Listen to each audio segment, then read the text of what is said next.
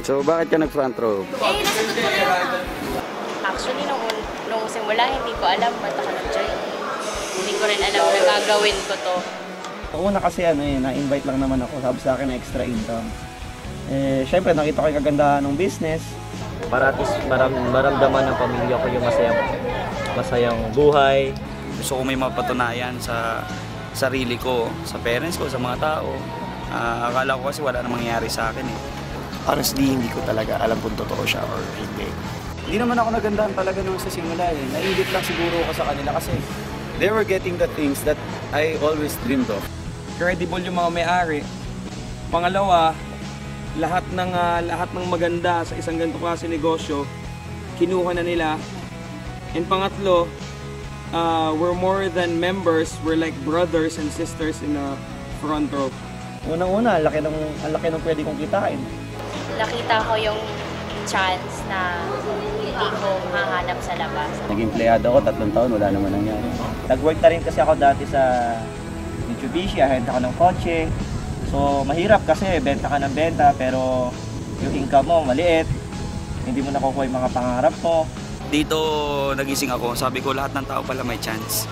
And nung ino-orient ako, nakita ko, nagpa-flash sa isip ko yung lahat ng mga bagay na gusto ko makuha. Out of curiosity siguro, tsaka gusto ko mapatunayan kung totoo nga talaga na kumikita ng gano'n.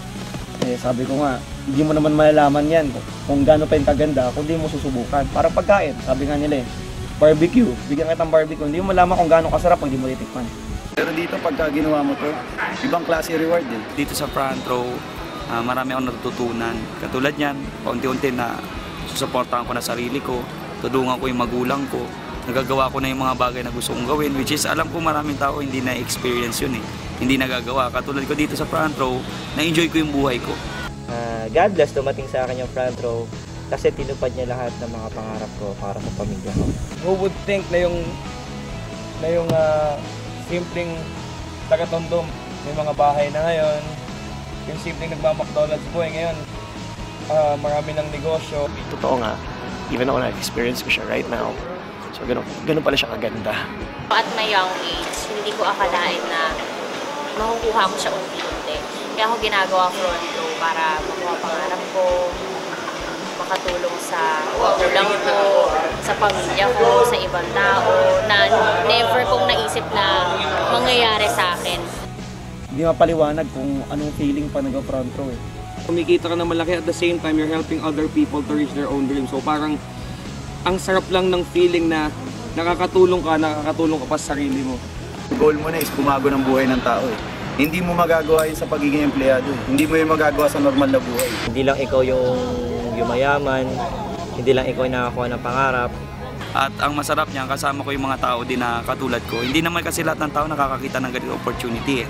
Swerte nyo nga eh, lalo na yung mga nanonood nito ngayon, nakakita mo na yung opportunity. Siguro ngayon, kung di ako nag-front row, malamang pagod pa rin ako sa pagtatrabaho.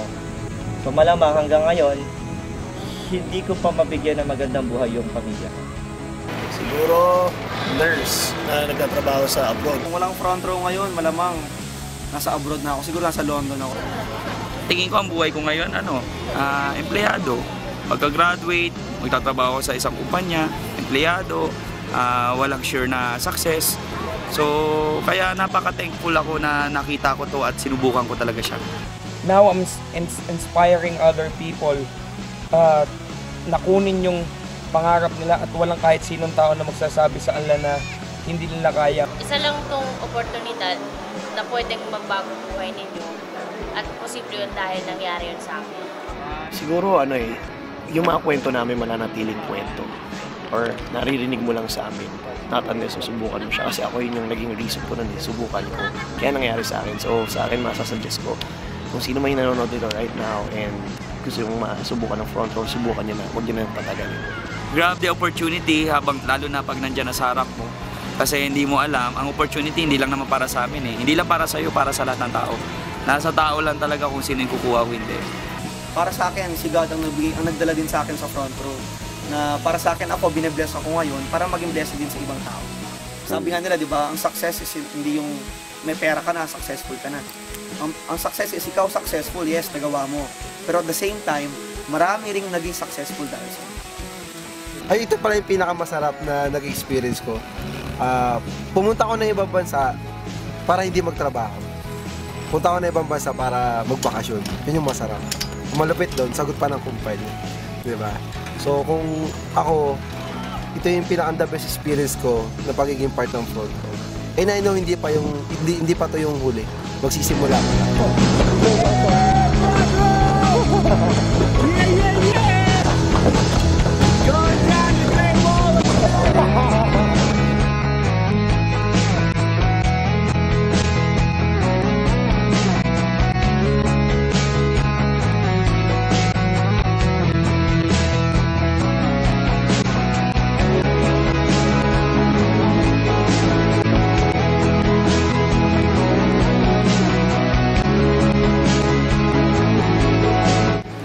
Alam mo, dapat ano yun? Next time, dapat kung may papayag na kami lang, dapat ikaw sila rin ba?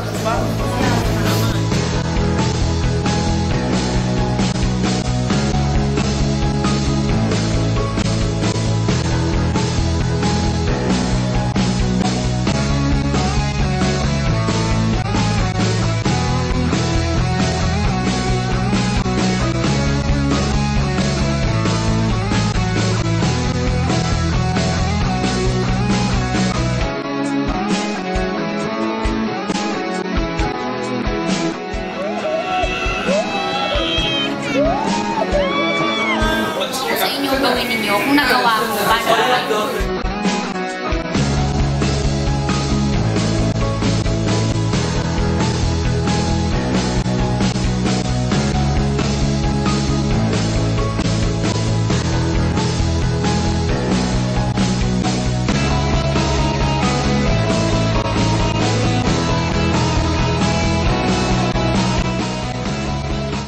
Front row lang makagawa ng ganitong Victoria dito sa Beijing Wall.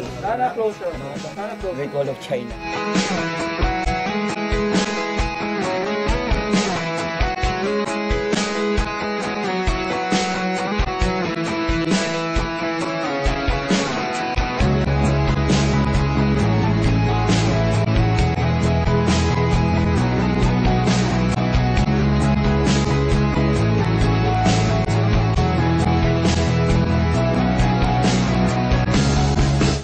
You know what they say? You've never been to China at all if you've never been to Great Wall.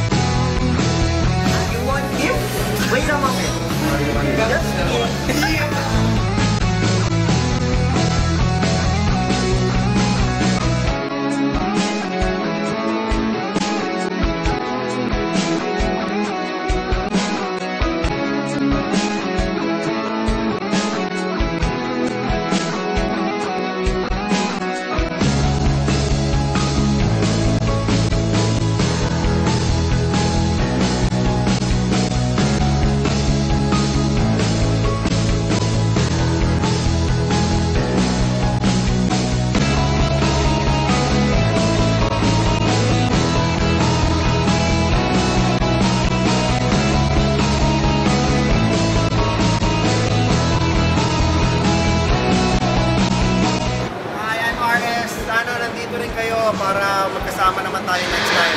Sa Singapore or Brazil, sama tayo ha. Bye! Hello! Sana next time kasama ka na dito, okay? See you sa front row. Front row!